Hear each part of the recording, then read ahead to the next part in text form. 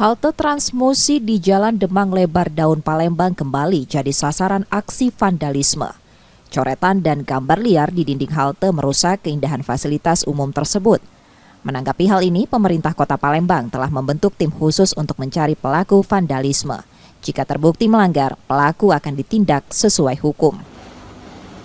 Pastinya kalau yang sepanjang dia nanti dicek dan ditemukan memang melanggar ketentuan, artinya jangan sampai salah orang juga ya. Kemudian kita pasti akan tidak secara.